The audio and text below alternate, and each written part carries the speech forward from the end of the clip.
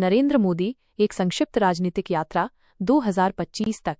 शुरुआती जीवन और आरएस 1950-1987। नरेंद्र दामोदर दास मोदी का जन्म 17 सितंबर 1950 को गुजरात के वडनगर में हुआ। उन्होंने बचपन में चाय बेचने में अपने पिता की मदद की। कम उम्र से ही वे राष्ट्रीय स्वयंसेवक संघ आरएसएस से जुड़ गए और 1971 में इसके पूर्णकालिक प्रचारक बन गए।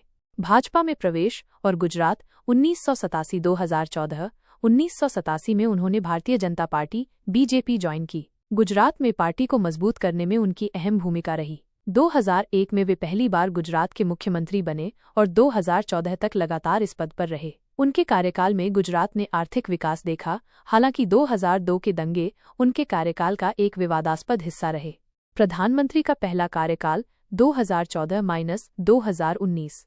2014 के लोकसभा चुनावों में भाजपा को उनके नेतृत्व में ऐतिहासिक जीत मिली और वे भारत के प्रधानमंत्री बने। इस दौरान उन्होंने जन धन योजना, स्वच्छ भारत अभियान, मेक इन इंडिया और जीएसटी जैसे बड़े सुधार लागू किए।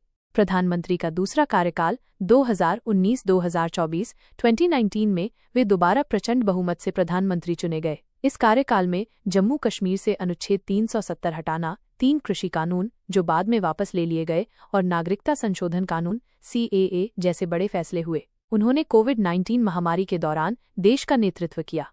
प्रधानमंत्री का तीसरा कार्यकाल 2024 वर्तमान 2025।